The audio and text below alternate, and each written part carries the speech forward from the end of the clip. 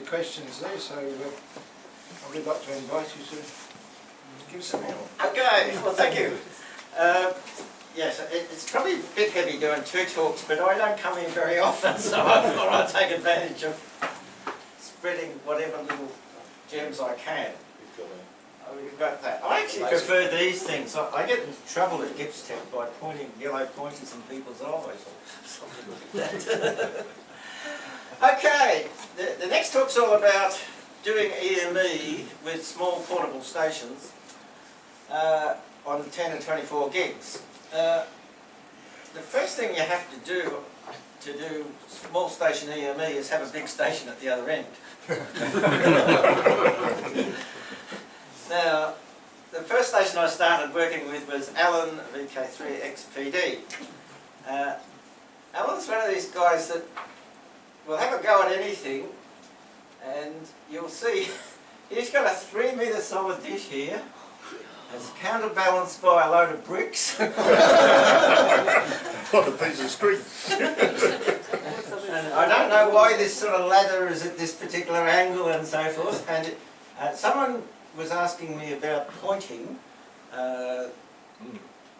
You were, weren't you? With yeah. And you'll notice he's using jack screws. See, yeah. Jack screw there and a jack screw there. Now you can't get more than about 90 degrees rotation with a jack screw, but the reality is you either work in North America or Europe and you just reset your jack screw in between. You can work JAs, but usually they're on some frequency that my transverter's not on. In this region, we're lined up with the rest of the world, but we're not lined up with the real region we're in. So I find jack screws for home station use. You can put as long a lever arm as you want to get as much resolution as you want, and you can certainly get down to the sort of 0.1 of a degree resolution that you need to track a big dish of 10 gigs.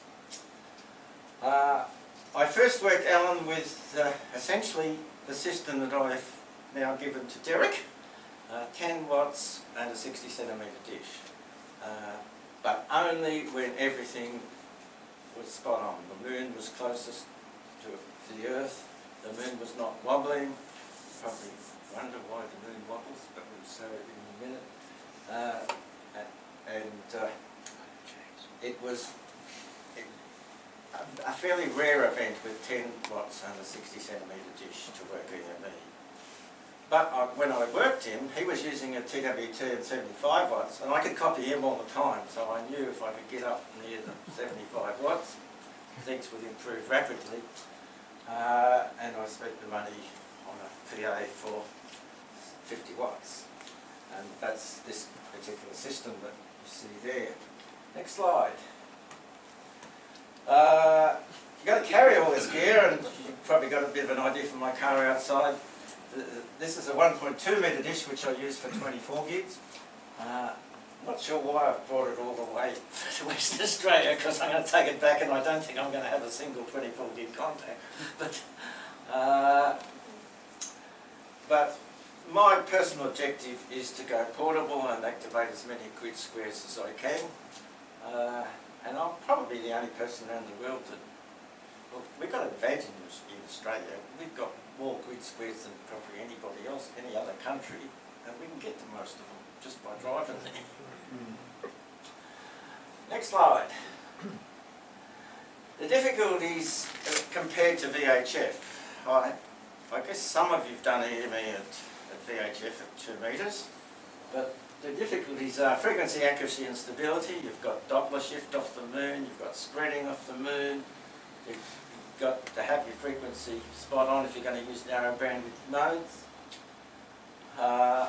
Atmospheric absorption is a real problem at 24 gigs, particularly if you're trying to do long distances, which means, like from here to the UK, it means the moon is always going to be at low elevation and the signal's going to go through lots of atmosphere, and water absorption is a killer at 24 gigs. The best time to do it is actually the winter, because the air holds less moisture in the winter, It's very hard to get winter in the UK and in Australia at the same time. Climate change might fix that. Climate Climate change, yeah. If you go to Melbourne. I used to live in Melbourne and I've moved to Tassie. That's actually, Antarctica is a real good place to do it. There's hardly any moisture in the air. It's the desert of the world. There is a really good measure of the moisture in the air. It's called PW, or precipitable water, and it's the amount of water in a vertical column if you precipitated it all out. And typically, in good conditions, it might be about 10 millimetres. If you live in the tropics, it's about 40 millimetres. Now you just imagine putting 40 millimetres of water in front of your dish at 24 gigs, and you can understand why that not much signal comes out the other end. Getting power is far more difficult at 10 gigs and particularly 24. I mean, it's relatively easy to run 400 watts at 2 metres.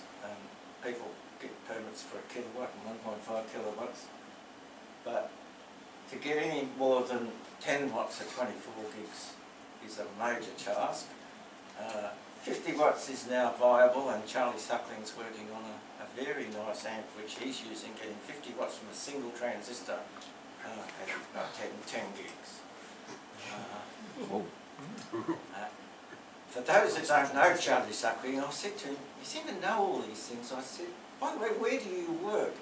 And he works for the company, he's their applications manager for the company that makes these transistors.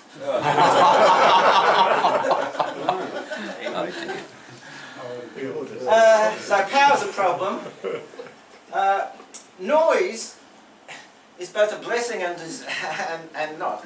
At 2 metres, you get lots of noise from motor cars and cities and places where you live.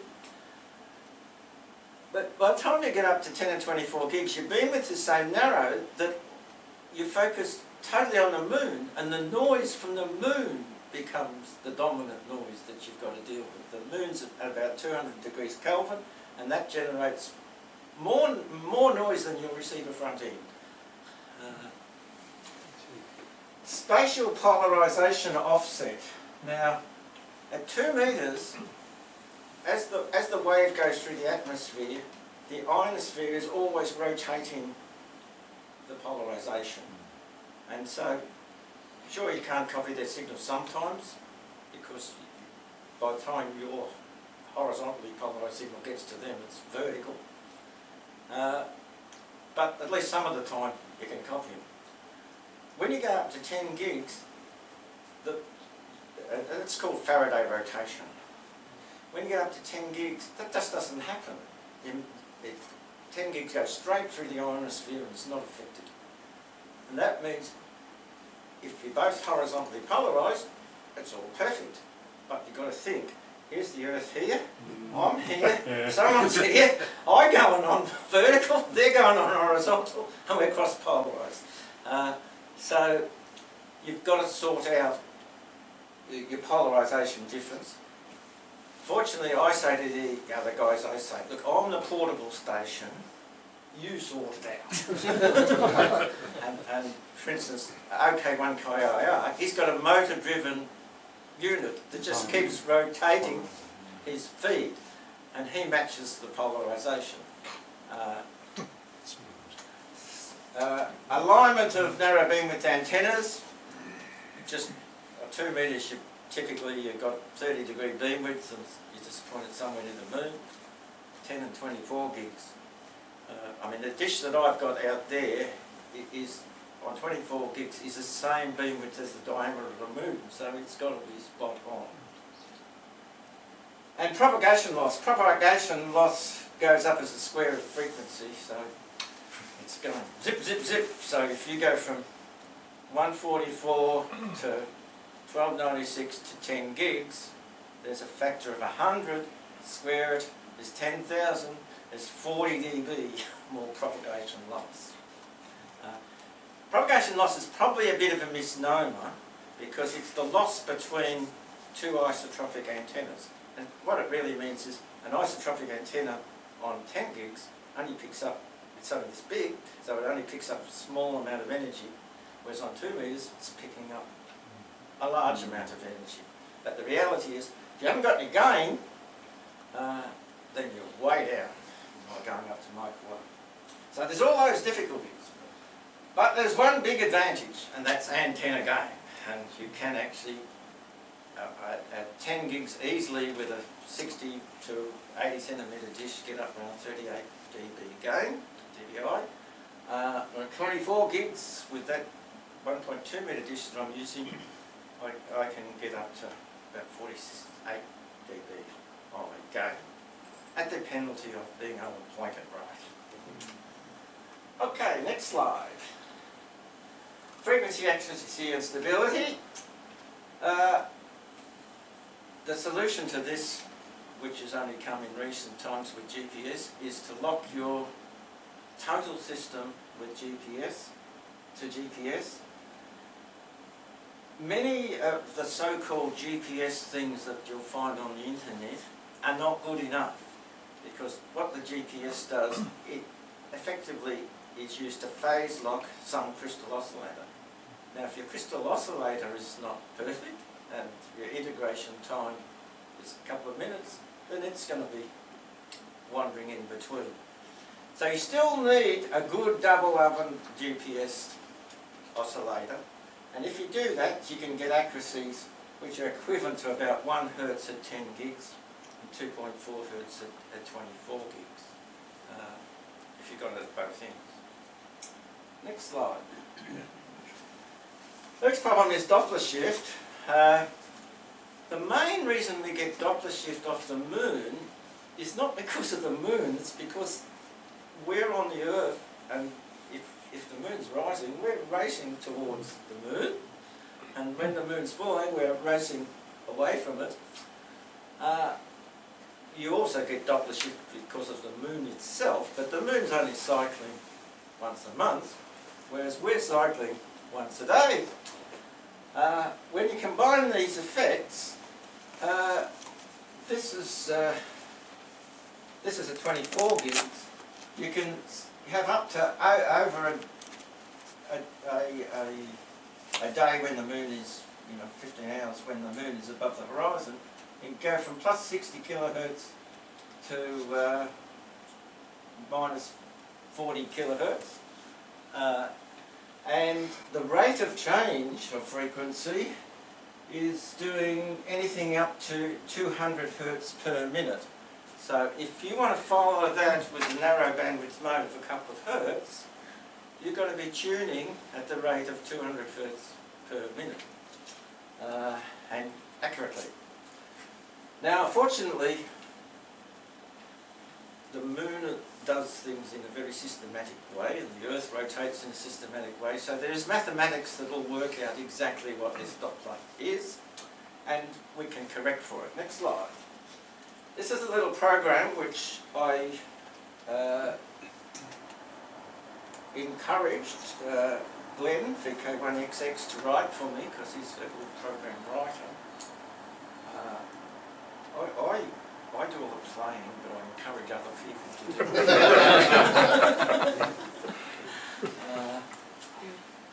it. And what this program does, this is actually operates on my IF rig, which is 144. We always use 144.225 in the band plan for digital modes, focus frequency. And here I've been looking at W5LUA's 24 gig signal over about 20 minutes, and yeah, he's drifting around, but he's within 10 hertz at 24 gigs after the moon's moving 60 kilohertz, etc.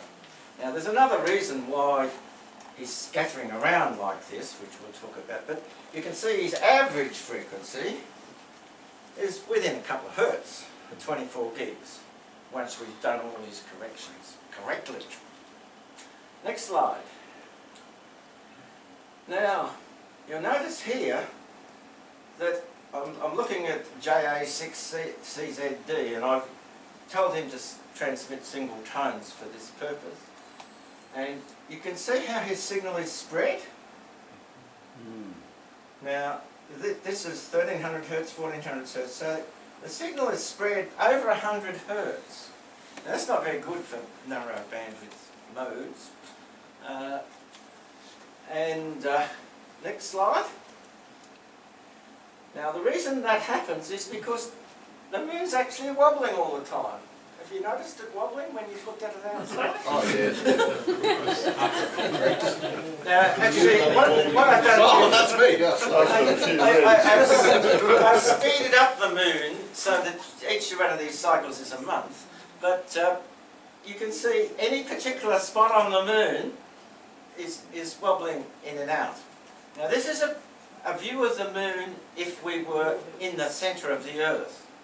Now, the reality is, we're not in the centre of the Earth, we're moving around as well. Now, the trick is, if we can move, let's say the moon's wobbling like that, and we're out here, and we move like that so we can stay lined up with the same spot, we can actually cancel out the wobbling. And then we can use a narrow bandwidth mode. Next slide. Now, WIMU wrote this diagram back in the 1970s, and it's basically the differential Doppler. This part of the moon's going away, and this is coming back. And next slide. We move effectively tangentially that way. If we can move so that we exactly compensate the rotation of the moon. Now, it turns out us moving on the Earth is much more critical to this process than the moon moving. So in general, this only happens when we can completely compensate it when we're near moonrise. Now, the trouble is, if we're working somebody else, they're not near moonrise. It's very hard to compensate. But if two stations on the same longitude, you can have moonrise together, and you can compensate. Now, I've seen that spreading, which you saw there, several hundred hertz. I've seen it get down to as low as 1 hertz between me and England when all these things balance out, because just moonrise for them and just moonset for them. It happens for about a quarter of an hour once a month when you can have these very narrow bandwidth QSOs. Next slide. Now, here is the situation between Alan, VK3XPD, and myself over a monthly lunar cycle. And you can see here that there are times when the spreading of the signal gets right down to almost 0. And there are other times in the month where it's up to over 600 hertz, and obviously you can't use very narrow bandwidth modes. You can see that this is the cancellation effect. It's actually adding there and subtracting there. So this is the time of the month when the moon wobble is ready to cancel, but depending on what the Earth's doing, it's either cancels or it adds. And it's just these few days that you get some what's called low vibration spreading, which allows you to have these contacts. You might wonder why the hell do it. I know my friend says, why don't you pick up the phone? Next slide. Now, here's a blown up picture of that for one day. And you can see here in hours, so that's 2 hours between there and there, and you can see the spreading actually got below 50 hertz for about half an hour. And if you wanted to use a very narrow bandwidth mode, you might be lucky to get more than a couple, 5 minutes. But you can squeeze a contact in just, which we've done. Next slide. So, the spreading is best for stations on the same longitude or 180 degrees apart. And it never gets good if the stations are 90 degrees apart, because one of you has to have, if you're 90 degrees apart, you can't both be near moonrise and moonset. Next slide. Antenna beamwidth does help, because if you've got very narrow beam width, you're not worried about all this energy with the maximum Doppler spread that's out here. You're only worried about the spreading from here. Now, this is a big advantage of 24 gigs because the guys with the big dishes of 24 gigs, they have beam widths of just a fraction of the diameter of the moon, and that reduces the spreading, and that's a big help. Even at 10 gigs, I mean, some guys are using 6 metre dishes at 10 gigs, and that's less than the diameter of the moon, so it's helping. Next slide. The other thing that happens is the reflectivity of the moon at VHF, almost, this is a graph of the delay versus the amount of energy. And at VHF, almost all the energy comes back with very little delay.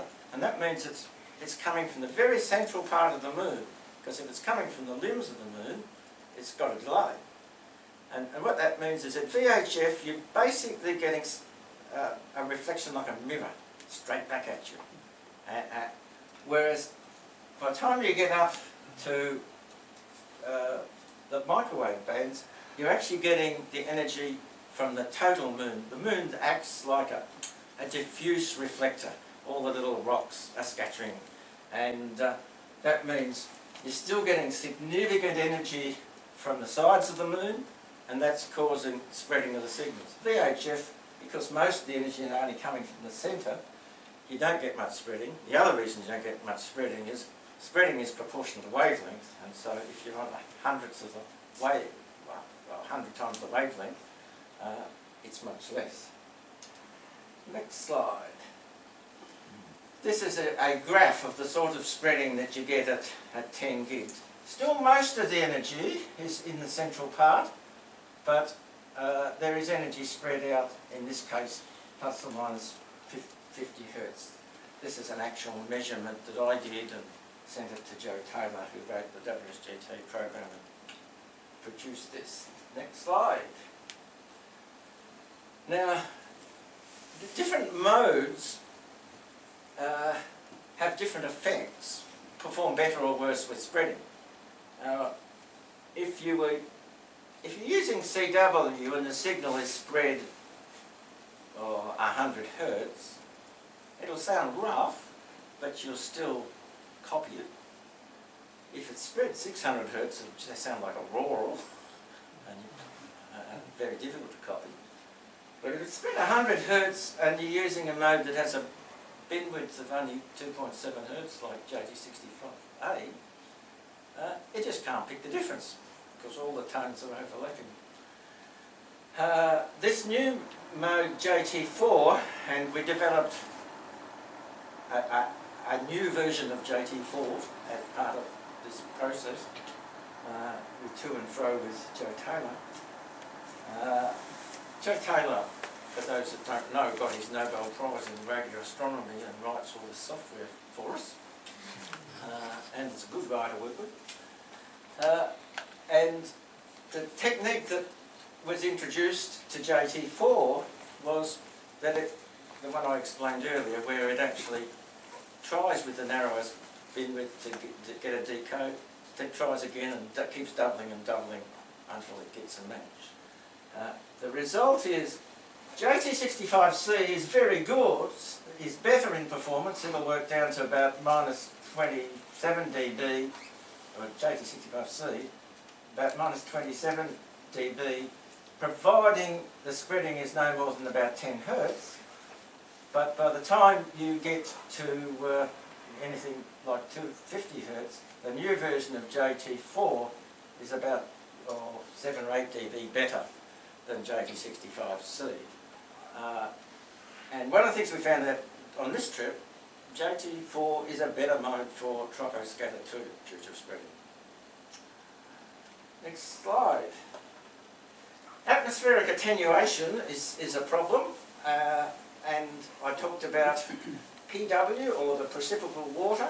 Unfortunately, you just go into the web and they tell you. And they give you a graph over Australia. Here, look, Tassie's 20 millimetres of precipitable water move it over there. But in general, if you're up here, 30 millimetres, 40 millimetres, 35. Working 24 gigs from the tropics is not going to be fun. The difference between, say, 10 millimetres and 20 millimetres would be about 3 dB. And if you're working near the margin, that's a kilo. And of course, you've got the problem at the other end as well. So if they've got 20 millimetres, it's 6 dB. Next slide. That's at low elevations. If you're at high elevations, it's proportionally less. So here's some actual figures. Like if you've got 40 millimetres at 10 degrees, you've got 11 dB. So you wouldn't be looking at too many contacts. Next slide. Power at 10 gigs, you can with the DB6NT get 50 watts. 24 gigs, you can get 10 watts. 10 watts is really not enough for reliable portable operations with a small dish, the sort of thing I want to do. And I guess my project for next year is make more power. No, I'm going to have to do that from scratch. I'm going to have to actually develop the PA. There are some clever techniques that I've found in the patent literature of adding single transistors by actually putting, they call them spatial combiners. It's effectively you put an antenna into a waveguide and another one, and they just add up in phase in the waveguide. And so you can put, so you can get 4 watts from a single transistor at 24 gigs, and you might be able to put a series of them. You've got to get them all in phase, and that's the input and the output and so forth. But there's some interesting work one could do.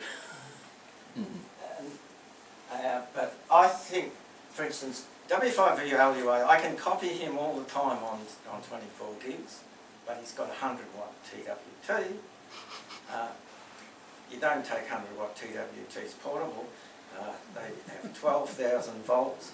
If there's any humidity, they arc over. W5VLUA says he's got half a dozen power supplies in the shed that are all arced over. So that's not the way to go, TWT. So power's a problem. Next slide. When you add all that up, we seem to have, no, this is the noise situation. 2 meters, galactic noise is quite high, very low at 10 and 24. Moon noise is the big killer at 10 and 24. And absorption noise. Not only does the absorption due to water vapour absorb your signal, but because it's a resistive loss, it generates noise. And so it's a noise source in front of your receiver. And so absorption is also a noise source. So you've actually got more, not that much more noise. It's costing you another 1.2 dB at 24 gigs. With a modern, a modern receiver. I mean, 150 degrees K at 24 gigs is a really good front end. And I think Wally would have drooled over it. Next slide. Polarisation. I talked about the problem of polarisation. You make the other guy do it. And OK1KRA has got this thing that rotates has his little horn into his 4.5 metre dish, and he rotates the whole thing and does the work. Next slide.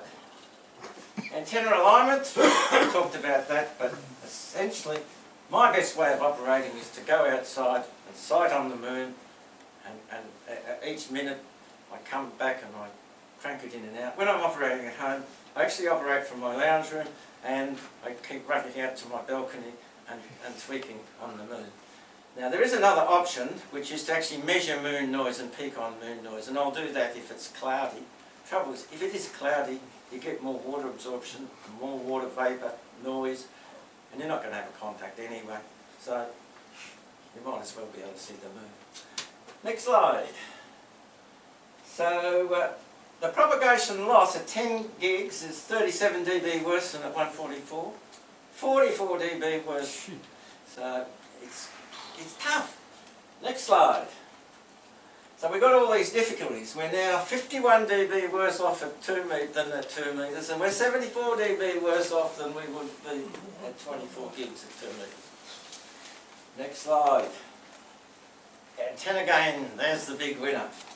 And a 77 centimetre dish compared to a single Yagi gives you 2 metres, improves things by about 22 dB, and at 24 gigs by about 33 dB.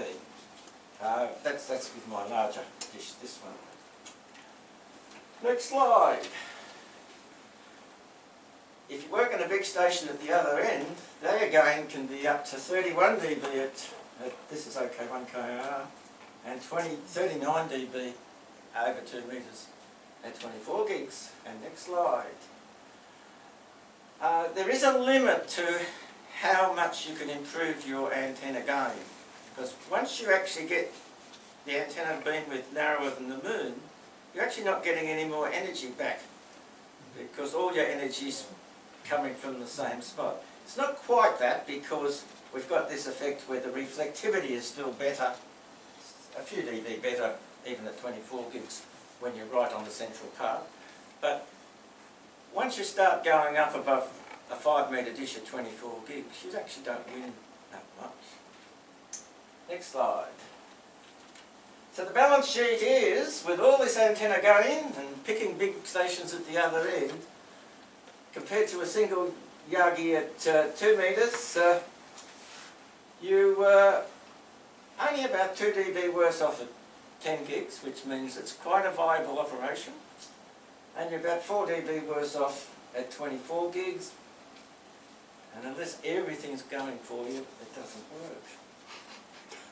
Now, using these averaging techniques, which I talked about earlier, you can pick up another 2 to 3 dB. At 144, you have the benefit of ground gain, which a lot of contacts are made with the benefit of ground gain. At microwaves, you don't have the benefit of ground gain. Your beamwidth's so narrow that if you're pointing at the moon, you're not pointing at the ground at the same time. Next slide. Single tones I talked about in the other talk.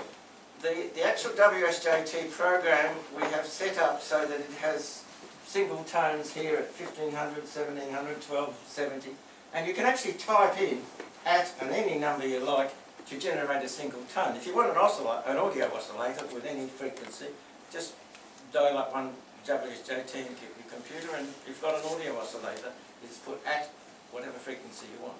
Next slide. Now, here's a single tone there that I've received from, on 24 gigs from OK1KIR. Can anyone see the single tone on the waterfall?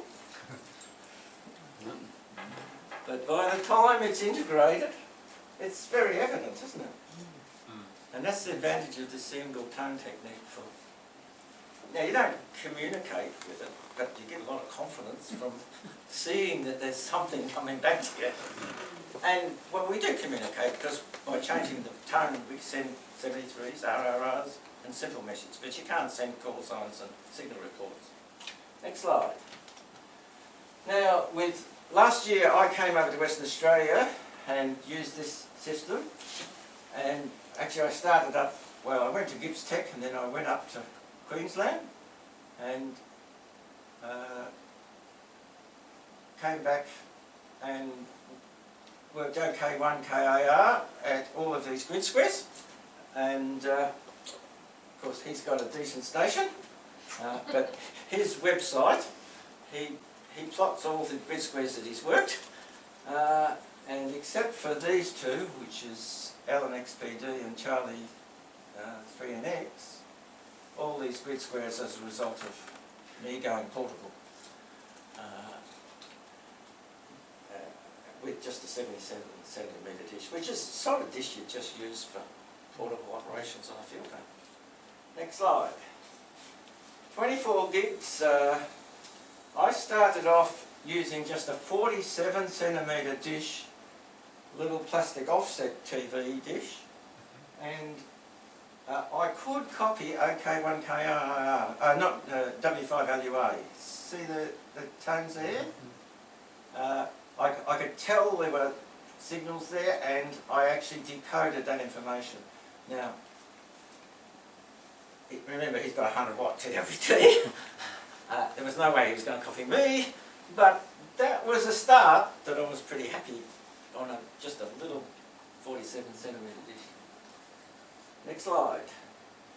I upgraded my dish to this size. I also upgraded my power because at that stage I only had 4 watts, and I upgraded it to 8 watts. It's a 10 watt amp, but I think I'm only getting about 8 watts out of it.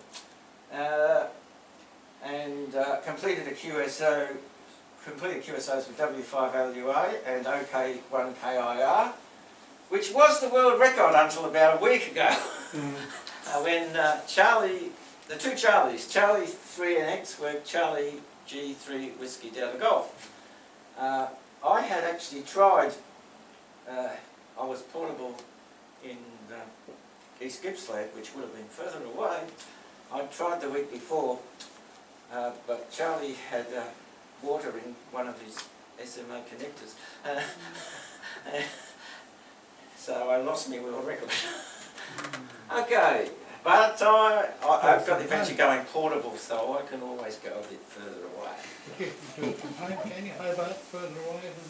Oh yes, I can do it. I've got a problem of doing it actually from home, because when the moon is low enough in elevation for me to see it and Charlie in England to see it, the house next door is in the way. But I go portable to my daughter-in-law's mother's place, who's got a better take-off. And she's further away. She did get up in the middle of the night when I was trying to work Charlie, and I thought she was interested in my stuff because I was really excited. I was seeing these signals, but all she wanted to do was go to the toilet. And I realised that she wasn't jumping at this idea of having me up in the middle of the night. And she said, close the door, you're letting all the heat out of the house. She said, and I'm running out to line up the dish. It was much more important than the heat out of the house. Okay, next slide. When you, for portable operations, if everything's really good, your libration loss, that's picking the time when the moon's not wobbly. When the moon is close, no more than about 0.9 of a dB. When the absorption loss is very low at both ends, no more than about 3.4 dB. That's when I've worked these guys. But more typical for portable, to make it worthwhile, tracing over the country in the hope that you'll have a contact, I've got to cope with at least 10 dB. And even then it would only be a couple of days a month I could have a contact. So I've got to find at least another 6 dB, and I can't go larger in dish size because I'm too old to lift a large dish when I'm out portable, and as well as that, the police get upset when it goes too far.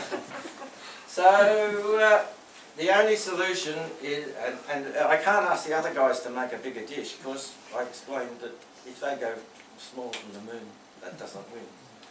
So I've got to get more power, and that's the next goal. Next slide. Yes, okay. Well, there are all the options. And now, there is some new gallium arsenide devices which can deliver 10 watts with a single unit. Fortunately, Charlie Suckling works for the company, but they haven't actually produced any, but they've got the data sheets out for them. Work in progress. So maybe they will be the solution. There is an option. JTs, all these modes at the moment waste half their energy sending sync information. Now, you could synchronise over from GPS signals and then calibrate or correct for the fact that the moon distance is changing, and potentially not send sync, and that give you 2 dB, but the added complication is perhaps not worth it because Joe Taylor is not jumping at the idea. Next slide. Well, we've demonstrated that 10 gigs is viable for portable operations, and hopefully we will confirm that tomorrow morning. QSAs have been completed on 24 under good conditions, but a viable portable operation is my next aim in life, other than my grandchildren. Okay, that's it. Thank you. Questions?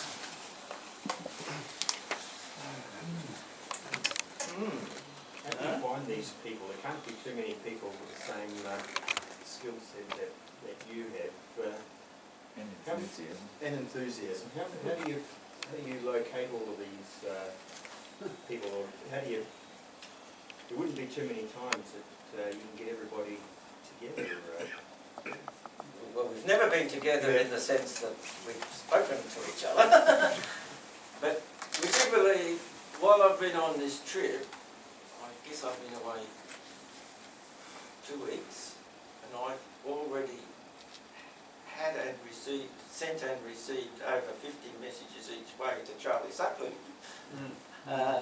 So the internet enables us to continually discuss things. There are a number of internet reflectors, but I have found that the general ones that, like on MoonNet, are not the place to discuss the finer details of what we're trying to do. You get too many people who think they're smart addicts and they're no help. So I've just set up my own little internet group, and every contact I have, I write a detailed report of everything that's involved so that we've got a record. And I circulate to this little group, and there's about probably 10 of us around the world. On 24 gigs, only 5. So there's not a lot, but that's really nicely focused. You know, everyone's friendly to each other, and you know, we make comments and nobody gets upset. Whereas you bring in a wider group, flaming, and you know. So now, you know, there are options to go to overseas conferences, and I've actually submitted papers to a number of overseas conferences, but I haven't gone because I'd rather spend the $10,000 on going to an overseas conference on improving my gear.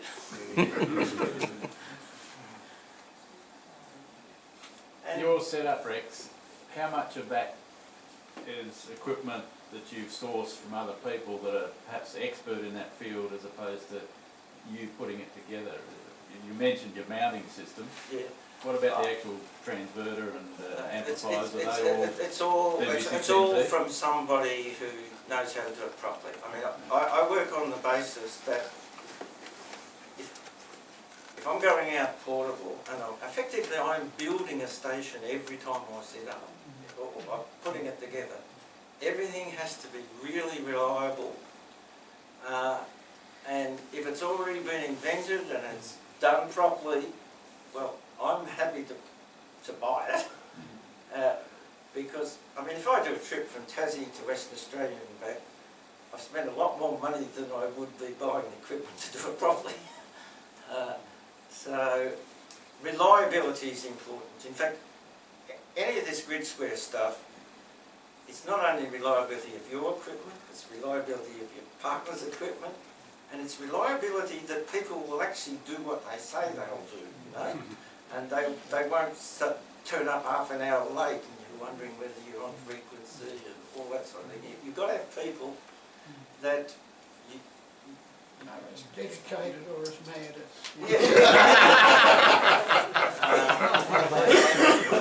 Crazy is a better word. In these terms, while I've been able to improve things dramatically compared to what Wally did, the downside of all this improvement is I've got a lot more things that have to be working right. And if any one of those things is not working, at either end, I'm wasting my time. So it is a big investment in improving the reliability of your systems. I do bring redundancy. I mean, I have a second 910, which is all set up for GPS locking. Second computer. I don't have a second 10 gig system. I go for the way to Derek, but and I wouldn't bring two anyway. Just there's no room in the car.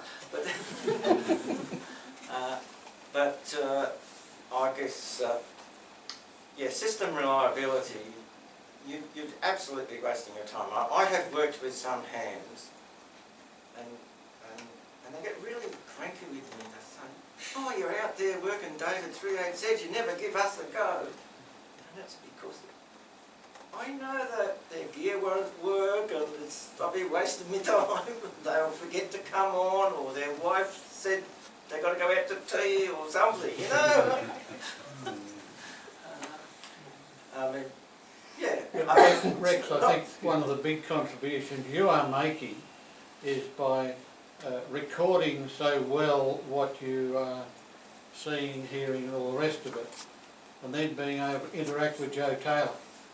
And as you've already said, various software packages he has written, you've been able to provide him with the data to further improve them. And I think that's a major contribution you're making, ignoring all the grid squares located you're providing to others. Yeah, I mean, there's lots of dimensions to this, which has given me joy. Yeah. Right, any other questions? Yes? Yes, you talked about this distributed amplifier, Yes. where the stages working with signals adding together in a transmission line. Yeah. This was standard practice in tectronics oscilloscopes of the late 50s and early 60s. You mean like a delay line? Yes, but the final amplifiers were had delayed signals to the grids of the valves and taken out their anodes on the same transmission, on another transmission line. So I think that's a little different. Well, this is a waveguide system, you see. Yes, quite. So you and the clever technique about this, you do the input in a waveguide with little antennas, and you do the output with little antennas. And if you make the whole thing symmetrical, they all should be in phase. Yes. But unfortunately, there is interaction between all these amplifiers. Now, you probably could avoid that by putting circulators on each one. But then there's more losses. I mean, there is a company now who is producing these spatial amplifiers to replace TWTs. Not in the frequency band that we're interested in, but it is possible. But I have been talking to the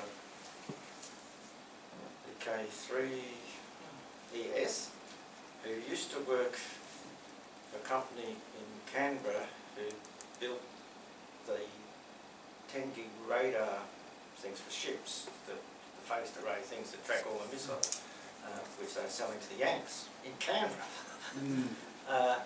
And they tried to make these spatial amplifiers to get more power, and they said they were so fiddly they gave it away. So it's not going to be easy. No, I worked with a man who maintained 100 Tektronix oscilloscopes of that era, and he would go to and do the trim adjust beautifully, rapidly. Nobody else could. A number of other chaps had to go, and they were incredibly difficult. With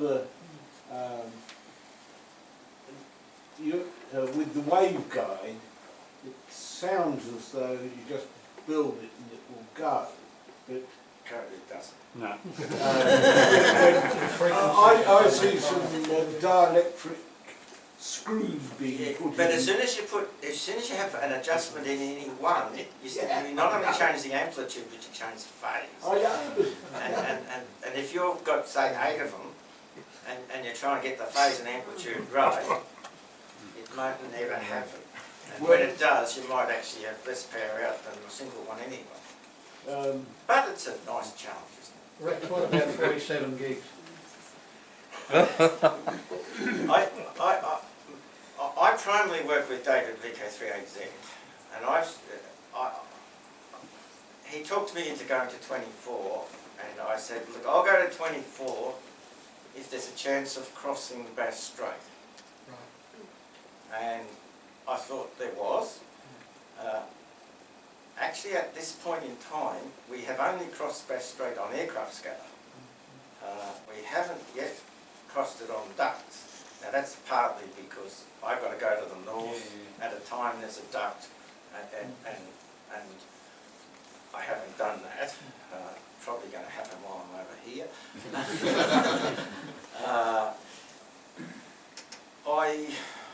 I think I've just got so much more to do on 24 before I will be happy. I mean, I won't be happy with 24 until I can drive round all over Australia and work stations off the moon. Not all the months, but at least 1 week a month when conditions are good. When I get to that point, I might think about 47. The problem with 47 is getting power is almost impossible. I'll tell you a story about 47 gig EME's only been done once, probably, W3 BP and W5WA. W5WA picked up a 47 gig TWT that produced significant power, I'm not sure how much, off eBay. I don't know how much he paid for it. He completed this QSO with the Russian station. About 12 months later, some secret agency from the Americans came and said, how the hell did you get hold of this TWT? He said, what do you want to know? We can't tell you. We're taking it. And he lost his TWT. So at this point in time, there is nobody, I mean, the Russian guy, I guess, is still viable. But there's nobody he can talk to. But what they're working on now, the two of them, is 77 gigs.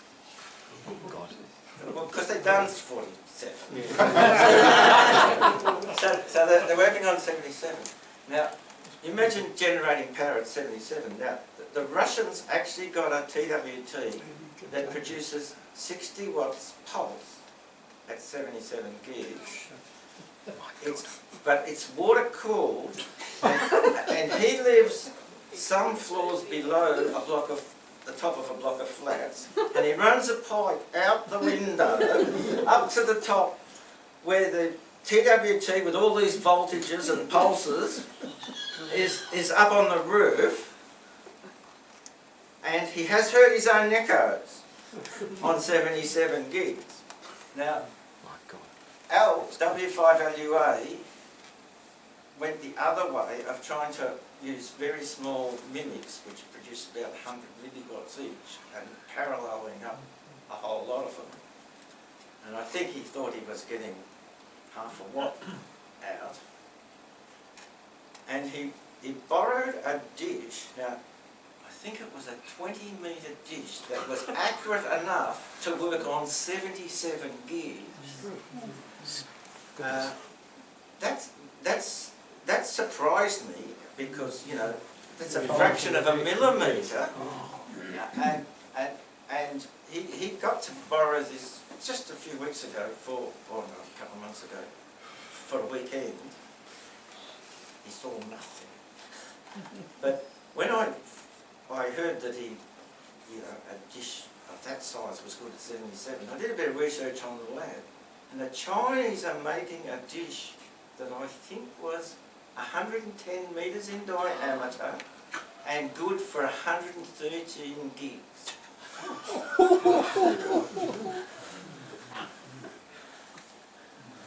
No rivets on the and that thing, then, is there? No. Is it made of Invar or something else? Oh,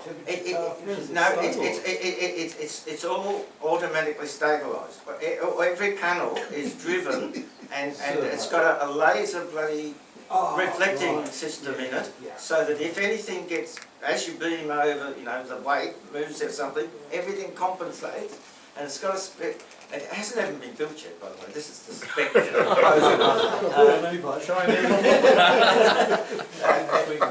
But it's got a spec something like that it had to be within 0.02 of a millimetre at 40 kilometres an hour wind. Over 110. But look it up on the web. It's all, there's the whole specification, the proposal that they put to the Chinese Academy to get they've got the funding and they've got the site, and they're still letting tenders. Looking at the engineering now. Thing to be built. All right. Any other questions? Well, look, thank you all for listening. It's been exciting talking to a group that was interested. And, I'm glad I took the opportunity to be with you. Thank you. Thank you.